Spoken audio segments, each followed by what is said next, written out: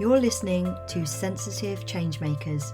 This podcast is created for highly sensitive leaders and is designed to support you to embrace your strengths and gifts so you can feel more confident in your own mind and body and live a life with intention, purpose, and more importantly, joy. I'm your host, Kate Carter, a fellow HSP who has a BA Honours degree in education, is a fully trained and qualified professional coach and NLP practitioner, and has over 17 years of teaching and over 3 years of coaching experience supporting highly sensitive people. I believe that you can do anything you want to in this life, but that sometimes the path forward becomes muddy with self-doubt and fear of failure. It's my mission to help sensitive thought leaders peel away the self-doubt and stories holding them back, for them to see their own beauty and strength so they can increase self-confidence and self-trust through thought and embodiment work, and see their path clearly and move forward confidently, living their life with intention and purpose. I would love for you to come and join us.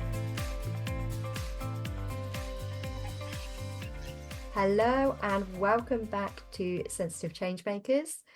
I am really excited for today's guest. Emma has been somebody I've known, I think it's for at least a few years, and she's a fellow HSP. She is just incredible in her knowledge and what she brings to the world in general. So I'm going to introduce her and then we'll see if she would like to add anything to it. So Emma Wise is an educator and lifelong learner who is determined to show the world that anyone can achieve their learning goals. After letting go of a teacher position during social and economic upheaval, Emma developed WiseLearning.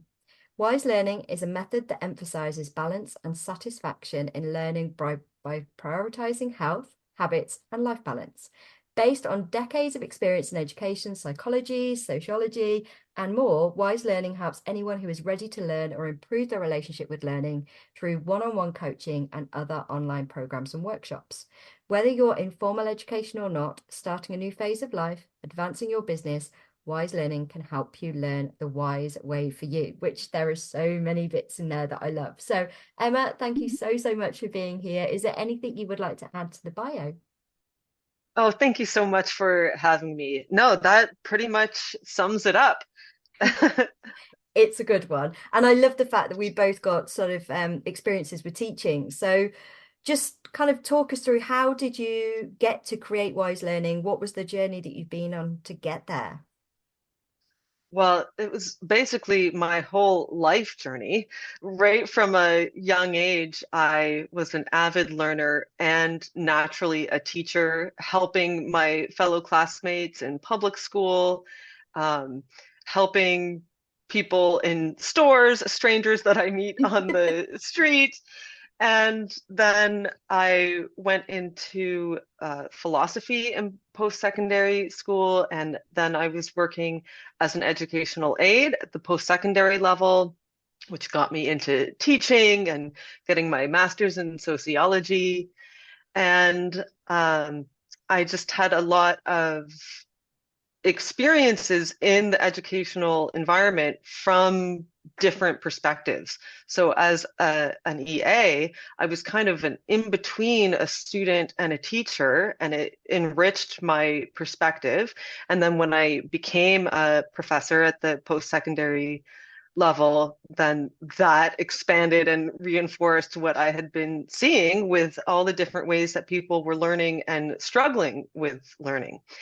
And when the, big upheaval occurred a few years ago, and the job security was just not there for me, then I had to start thinking about, what I could do with my life and my skills.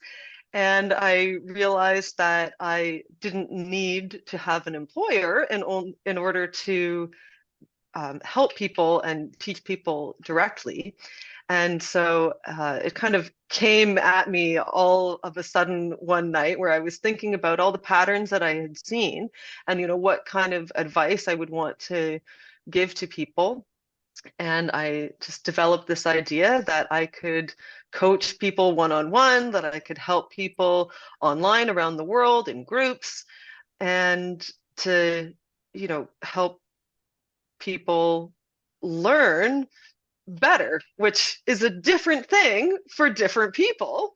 But there are some patterns, of frustrations and barriers that people face.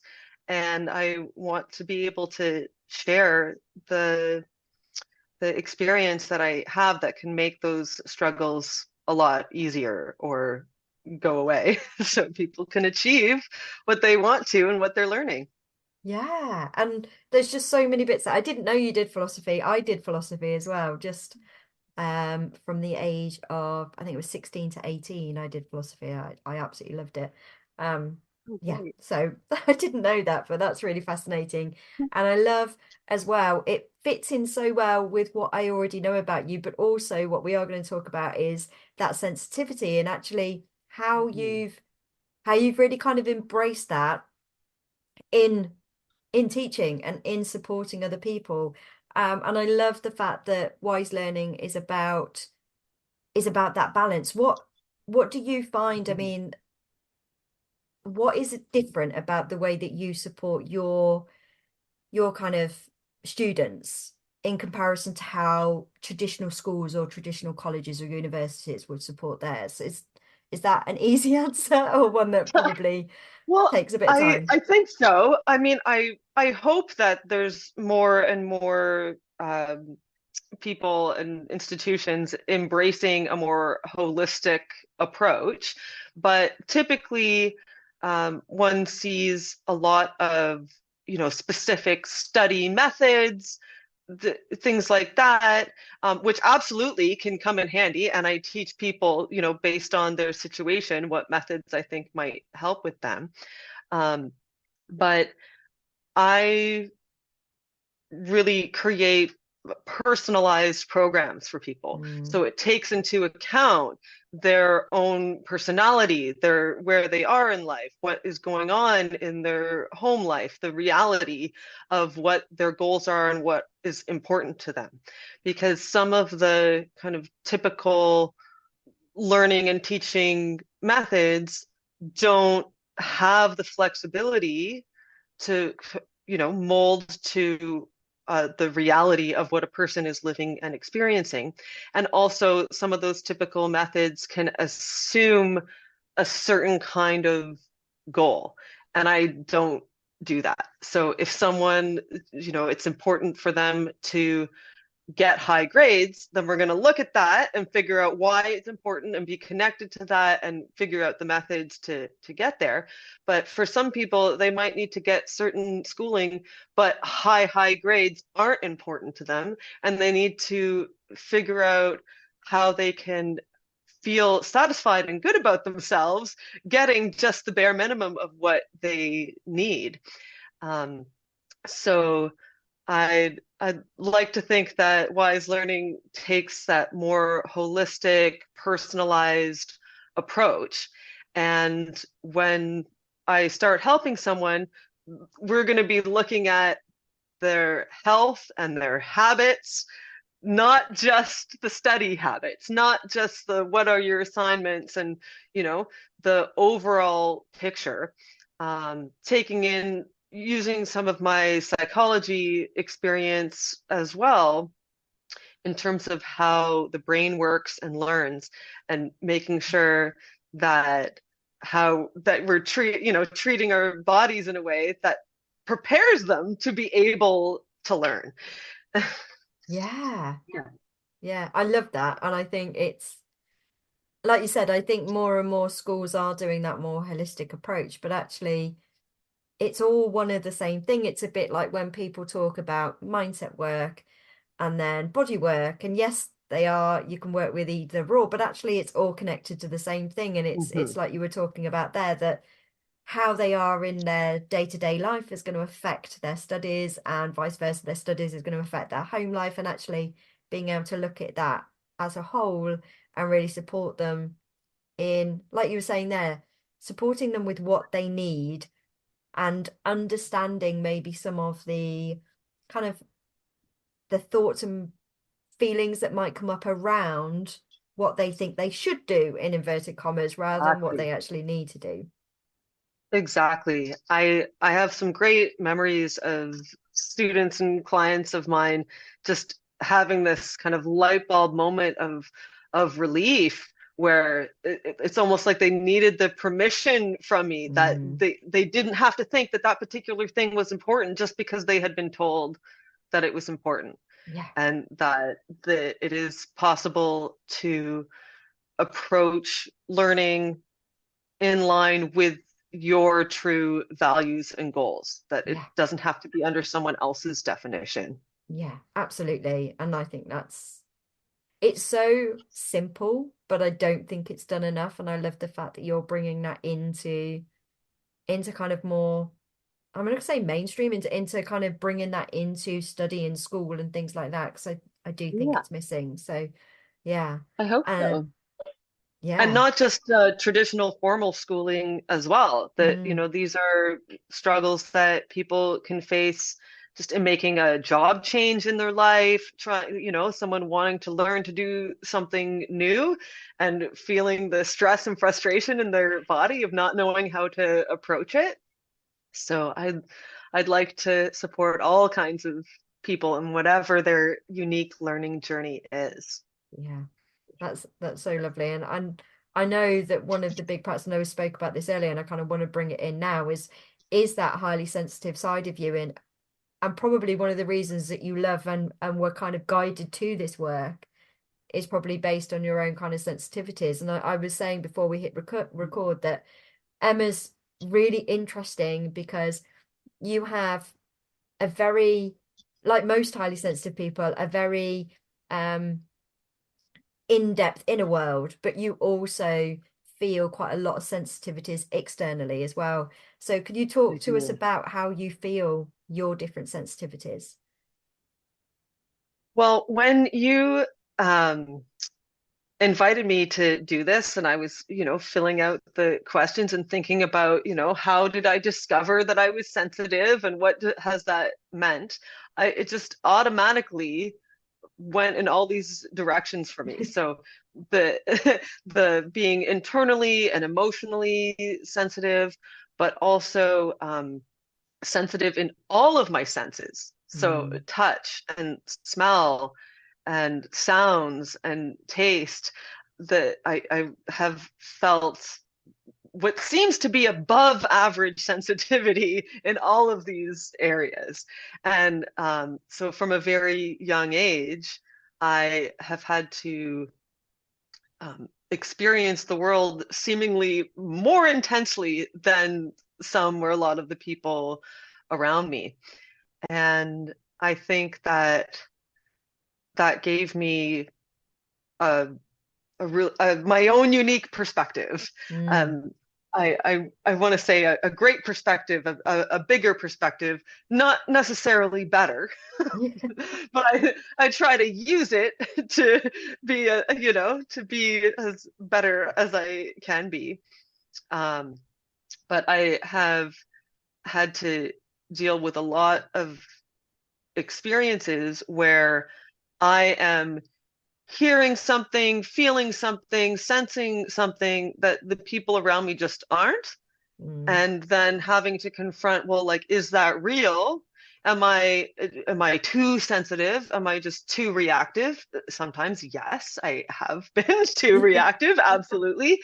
And kind of learning, well, what aspect is the sensitivity that I can embrace and use that serves me, and how to, not engage with that sensitivity when it doesn't serve me, how to not be too reactive. And early in my earlier years, I was very reactive. Because I'm Mm. like, I'm feeling this, I'm seeing Yeah. this is bothering me. That smell is going to make me throw up. Like, how can you stand? Can't you hear that sound? What, right? And then being kind of dismissed or shrugged off, Hmm. but causing irritation, being misunderstood by the some of the people in the world around me. Mm. So that,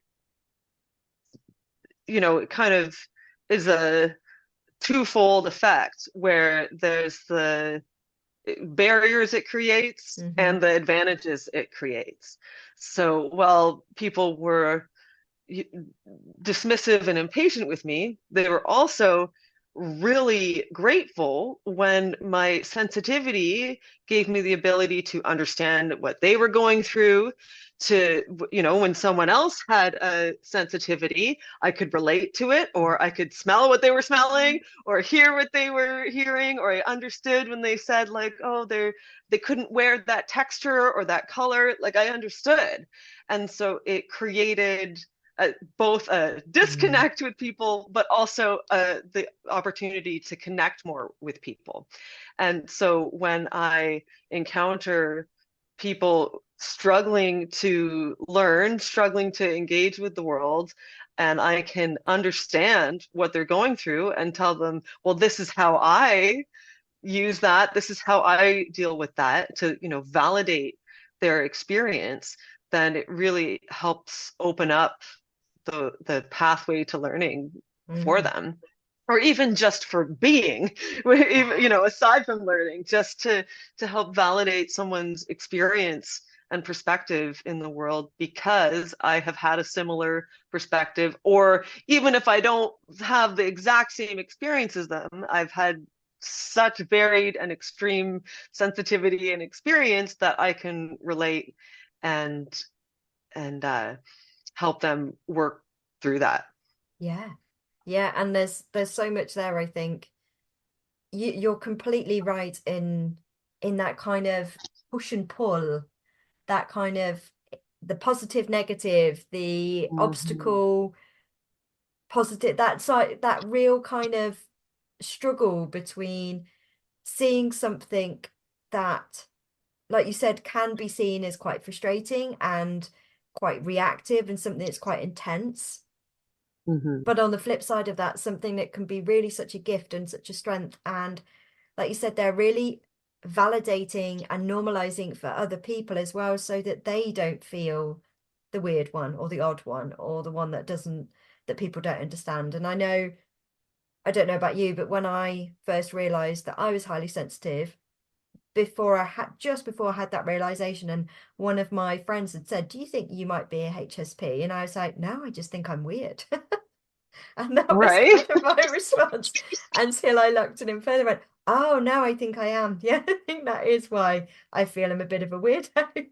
And I'm saying that because that was very much my thought pattern at the time, because I'd had that from such a young age of people just looking at me strange. And because you are highly sensitive and you pick up on those nuances, on those kind of Yes. energies. You can tell when somebody, they don't have to say anything, they just look at you, Nope. or they change their body language and you pick up it and think, oh, what I did then was not acceptable. Or whatever I Yeah. just expressed Yeah. is not accepted in this place or with this group of people, whoever it was. And you kind of just learnt Yeah. that, even if it wasn't on a conscious level, you just subconsciously kind of just took all that in. Absolutely. Yeah, and you just start to think, well, Yeah. it must be me then. Yeah. And then there's the whole conundrum of, well, do I edit or alter my reactions and my expression so that I'm not causing discomfort, so that I don't Mm, get this like weird shrink away from people, Absolutely. I could, when you were saying that, I could see these flashes through my whole life of people really thinking I was weird, and me embracing that. I mean, it wasn't even until recently that I had heard of HSP, that this was like a thing yeah. that existed, that people are more sensitive. That was just a reality for me. And they're in my family, other people are highly sensitive persons as well. So um it's just a reality of my life. And then to see, oh, there's a label, like this is like a valid category, um, that, gives a little support to Yeah. it, you know. Um, Yeah. but yeah, I struggled a lot in the past with, because you do something or say something that comes from your sensitive perspective, people have a weird response, or they misunderstand, and then I'm feeling what they're feeling as Yeah. well. Yeah. So I understand that I'm being genuine, Yeah. and then I'm also feeling how they could perceive it as not genuine or strange or overreactive or whatever. And I'm feeling that as well. And that is real. Yeah. And having all those different feelings and perspectives layered up. Um, so I have learned to care less about people's, unfounded criticism of me where they Mm. don't understand, and and I started to enjoy kind of causing people irritation where they would call me weird and I would take it as a compliment, and they'd be like, I didn't mean that as a compliment. And I would just take it as a compliment regardless. Like, yeah, I'm weird. Um, but then there, there's always some situation where my weirdness, my sensitivity, it benefits them Hmm. at some point in some way. Yeah. So Yeah. it's quite the journey. Yeah. And I love because I have a bit of a love-hate relationship with labels and things like that because I Mhm.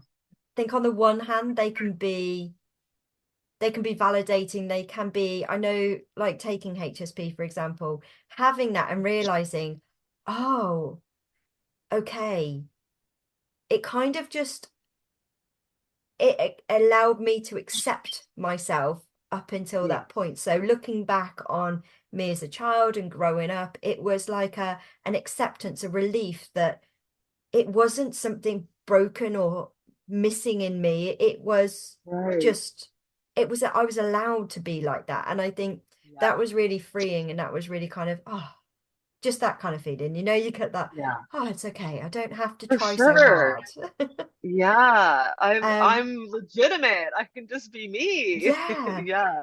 And it is very Yeah. much like, oh, I don't have to pretend that I'm not a bit strange or Right. that I take things in a very deep way. So that was really freeing. But on the other hand, I think I loved what you were saying earlier about understanding where you kind of want to pull in that kind of more reactive side of you sometimes. Hmm. And I think that's really important so you don't end up going around going, well, I get to behave like this because this is just me being highly sensitive. Right. There's A that label kind, isn't an excuse for that's bad it. behavior. Yeah, Yes. absolutely. And I think it's Yeah. finding the balance. So I loved that earlier you were talking about that. And I think that is such a good thing. And I don't know about you, but I mean, we're always on a journey, aren't we? And I'm very much Mhm. open to kind of looking at what I do even now and going, okay, so that's interesting that I did that. I wonder why I did that. And I noticed that one of my highly sensitive traits that I sometimes think for the majority of the times isn't that helpful because I think a lot of the things that I have as highly sensitive, like you were talking, is really about strengths and about gifts. But there's one, and it is when I feel like I'm rushing. So if somebody puts like a Kate, Mm. we've got to go, and I physically go, I kind of, I just stop, and I Right. physically, I really, and the thing is, and I think being a parent as well, I can see how that me reacting that in that kind of quite extreme Mhm. response way has a negative impact on my kids because then they're going, oh, what are we late for? What have we got to do? And I'm like, oh no, it's Absolutely. Yeah. so, And then I'm critical of my kid for being so I'm like, calm down. But like obviously he's learning that from me. yeah, And absolutely. yeah. So Yeah. I And just I go ahead. sorry. I just yeah, I absolutely love that it's not one or the other that we still get to have that Mhm. awareness of it and go, right, okay, isn't it interesting that I'm still doing that? Do I want to keep that? Or do I want to look at that as to whether it's useful or not? And that we get to decide Right. what we do with that. And I We like that. So do. it's yeah. Yeah, we choose our thoughts, we choose our actions, and we can even choose our feelings. Like when it comes down to it, we have a lot of power that way. And I think that was really that's been a turning point in my life, that the sensitivities and my unique perceptions aren't just happening to me. I'm not Mm-hmm. just a victim of Yeah. my body and how my brain works. Like, yes, I take in more than a lot of other people seem to. Yes, I'm smelling more, hearing more, feeling more than a lot of people seem to. But that doesn't mean that I have to react and Yeah. engage with those. I can Mm-hmm. choose when am I going to use my extra sense of smell and when am I going to not react to it because I don't need to be freaking out about someone wearing perfume on the bus and having a big breakdown and crying and getting off the bus because someone is or doing nail polish. Oh, if someone on the bus once, I remember that years ago, someone doing their nails on the bus, and my brain almost exploded. I'm like, how can this person do that? And I felt really upset about it. And I'm really glad to have gained a lot of nervous system control Mm. and, the tapping into my power, embracing that I have the power to choose how to use my Mm-hmm. sensitivities, how to use my perspective in ways that it serves me. Am I perfect at it? No, but it's it's better and better over time. And connecting to other people in the community like you like this that to help validate that this is a real thing that people some people are really well, everyone perceives the world differently, but Mm-hmm. some people really are more sensitive, and that doesn't have to be a bad thing. Yeah. That can be a useful tool. But we're all responsible for our behavior and how we choose to use our Mm-hmm. perspective. Yeah, I love that word responsibility. I think that's a really important one, isn't it? And I think Yeah, because radical yes. self-responsibility, like really embracing that, like you have the power to Mm, create your world. You mm, create who you are and your world. yeah, And we're not just passive recipients to our genetics and how our brain and body works, that we yeah, can take that and then use it to yeah, create the world that we want. yeah. And I think that's absolutely spot on from kind of what we've been talking about so far is not being a victim to being highly sensitive, to not just Right. having that, like you were saying, use it as an excuse. Well, like, that's just me. But actually being really intentional about how we Hmm. embrace that and how we use our natural gifts and our natural strengths to support the world that we want to create for ourselves. And I think, yeah, that's such a Exactly. beautiful way of putting it. And I love that responsibility aspect of it as well. Um, in terms of your gifts, what do you think? So we've spoken about like the more difficult sides of being high sensitive. What do you think are some of Mhm. your gifts that have supported your students and your own family and things like that?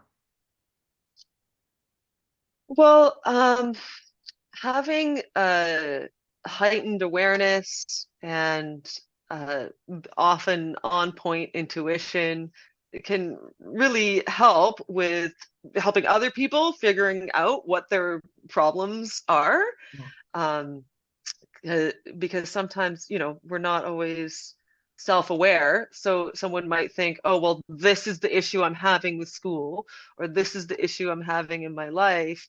Um, but my kind of bigger perspective that is taking in more information, I can see, well, what about these other factors that oh, and then they're like, oh, aha, like that did make a difference. I got a bit more sleep or I had breakfast, and look at the difference Yes. that it made. I didn't even think that that was the problem. um and even though I struggle with figuring out, is that my anxiety or is that my intuition? Mm, Is it my intuition, or am I just being too sensitive and overthinking it? Right. um that actually I have had a really helpful intuition, and mm, that helps in relationships and choices, and with helping people as well. And because of everything that I've gone through, I've naturally developed skills that help other people with their barriers. Mm. Whether I have experienced a similar barrier or I've seen other people experience that barrier or something similar, then having that, increased level of awareness and perception and sensitivity. It's like an arsenal of tools Yeah. that I can pull out to use to help people. Because like I said, everyone is unique. And while there are similar patterns, really to help someone, I got to figure out, well, who are you? What are you going through? Mm. What are your goals? What is really important to you? How are you struggling? And uh, I mean, there's always a way that I can connect with someone, that I can relate with them.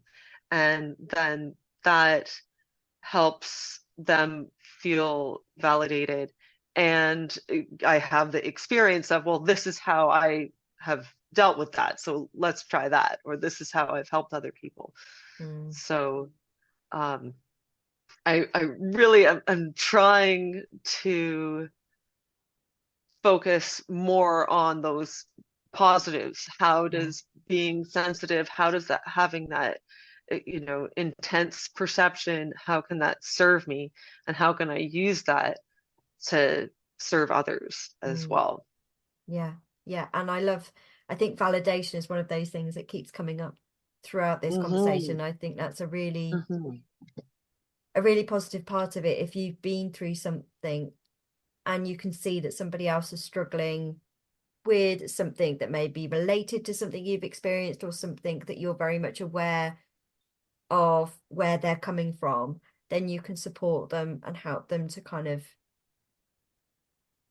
validate what they're going through and to help them to have, we were talking earlier about that kind of relief of having and being highly sensitive and having that kind of label in inverted commas. But that kind of validation, isn't it? It's allowing somebody else and talking, having that communication and conversation with somebody else and allowing them to have that, it's okay. It's okay that I'm me. It's okay that I'm having these struggles or that I'm having these kind of Hmm. feelings and emotions at the moment. And I love that. I think that's such an important part in a society where there's so many shoulds and have tos, and we Right. can kind of get caught up, and especially if you are highly sensitive, those shoulds and have tos seems to kind of stick a little bit more. Yeah. Yeah. And it's actually hard to um confront yourself. It's hard to make advancements when you feel insecure, when you feel like, oh, that I'm too this, I'm too that, I'm not enough this. It's hard to advance that way. So I think that validation, you know, lending legitimacy to a Hmm. person's perspective is really important. And then from there, you can say, like, yes, you're being, your struggle is real. I have known so many people with the same struggle. I've had the same struggle. It's real, and you are responsible for getting out of it. Yeah, You yeah, are responsible for the negative effects, and that's great. But it's hard to take that radical self-responsibility without the self-acceptance. So yes, it's yeah, it's kind of this cycle where you embrace your sensitivities, give them their place. Don't let people tell you that it's not real or not valid or it's too much or annoying or whatever. But then when they're not serving you, when it is causing discord, take the responsibility hmm, for it, and learn how to kind of harness those sensitivities in a way that is going to be helpful and enjoyable. yeah, And it's that cycle. I'm taking responsibility and then giving my sensitivities their place. Oh, they're causing problems, taking responsibility, give them their yeah, place. Yeah. But yeah, if you don't believe in your own experience as valid, it's hard to um, advance yeah, or grow yeah. from I that place. I always remember, and I'm gonna use kind of diet and losing weight and all of that because I remember somebody somebody saying something a couple of years back, and I think it applies to everything from what you're talking about here as well. It's that willing to accept who you are right now. And so Hmm. in this particular situation, it was a case of accepting that you are how you look right now, and that it's okay for you Yep. to look exactly how you are right Yep. now while still wanting to make a change. Because Exactly. if you try and make the change without actually accepting who you are right now, you're always going to be thinking around It's not those, enough. that's it. Yeah. Yeah, Yeah. this isn't enough. I can't do this. Why can't I be further along? Why do I have to think in this way? Why do I have to look Yeah. this way? Etc. So I just I loved, I mean, I know I've said that word a lot. I'm literally like so excited about that word. But I think it's so, so important to have that self-acceptance. And then, like you said, that radical self-responsibility so that you Hmm. can continue to move forward. And having that awareness and that self-acceptance and that self-responsibility, those are all really quite tough things. They are not, they're simple in terms of, we can say them and we know what they mean, but they're not Yeah. easy to implement. They take some work, don't they, of that kind of Yes, inner, they do. And probably outside help. Like yeah, even for me to be able to say these things so simply and easily has taken years of working on, well, how is my brain thinking and how can I improve that? How am I reacting to things? How can I improve that? And getting support through coaching and therapy and all different kinds of ways that have helped me get to this point of knowing, yes, you need to believe in yourself. You're enough right yeah, as you are right now, and you can do better, yeah, both at the same time. yeah. Yeah, It's like a duality that people think can't happen at the same time, but it can. it has to. It's Yeah, actually the only way. Yeah, you have to love yourself, meet yourself where you are right now, accept your experience, and then grow, yeah. do better, and it's kind of exhausting. And it's forever.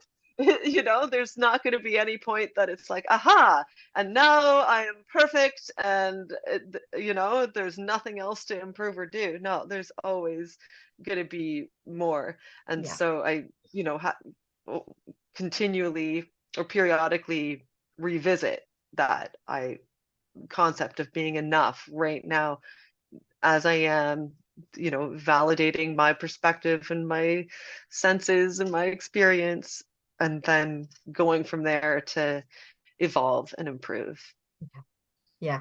I think that's such a wonderful view, and I think hopefully such a powerful perspective for a lot of the listeners to kind of shift their own thinking and their own way that they see themselves so that they can not only accept who they are, but also know that it's okay to want to improve, to want to do things a little bit differently as Yeah. well. So thank you so, so much. How do people get to kind of see you, meet you, know more about you? Sure. Well, I have a group on Facebook that is in very early stages of development, but you can find me there. It's Wise Learning. That's my Facebook group. And people can email me as well, wiselearningprogram@gmail.com. And anyone who, also could message me through Facebook or through the group there. Yeah. And anyone who gets in touch and mentions this podcast, I will give a free session to where we can get together and kind of assess their relationship with learning and what they're struggling with. And maybe I can help a few people feel a bit more confident in their learning journey. Yay. Oh, I love that. Thank you so much. So, anybody listening, please do make the most of that. I think it would be a wonderful opportunity to talk to somebody who is really empathic and understands where you're coming from, can resonate and support you and meet with you where you're at to help with what we were talking about then, that self-acceptance and also that self-development. Um, I had one last question. Oh, do you work kind of one-on-one with people or is it in a group situation? Both. So I can do one-on-one coaching, and I have done some online workshops and courses, things like that. So it kind of depends on what the need is. Oh, also my business is income geared. So if depending on what someone can afford, then I could get a group of people together to do something all together. If someone doesn't have the ability to invest in one-on-one coaching, then I give free support in my Facebook group, little videos of inspiration and my advice and stuff there. There's the opportunity for that free discussion and interaction there. And then different price points for different types of programs and online workshops and things. Perfect. So really meeting, well, it's no surprise really, but meeting everybody Yeah, where they're at in different ways. yeah, Yeah, oh, I yeah. love that. Thank you so, so much for such a in-depth and interesting conversation. I've absolutely loved it. Is there anything else you want to leave the audience with before we wrap up? I just hope that anyone who is listening and struggles with their own sensitivities feels some inspiration and confidence from this discussion that they are a legitimate person and their experiences are real and that you don't have to suffer Mm, with it yeah, as yeah, much as maybe you have yeah, been, you know. absolutely. But there is a way to be highly sensitive without being highly reactive Hmm. and to enjoy your unique perspective. I love that. Yeah, I love that. Being highly sensitive without being highly reactive. Thank you so Mhm. much, Emma. I've loved it. Thank you so much for being a guest. And I will be back next week with another episode. See you soon. Bye. Thank you so much for listening to this week's episode. If you have any takeaways or any questions, please do reach out to me either through Instagram, LinkedIn, or Facebook at Kate Carter Coaching, or you can email me at kate@katecarter.co.uk. I always love to hear your feedback and the things that you have taken from the podcast. If you know of any other highly sensitive people, then please do share this so that I can reach more and support more highly sensitive people to embrace their strengths and gifts. As a thank you, I will pick a winner every month for a free 50-minute coaching session with me. Thank you so, so much.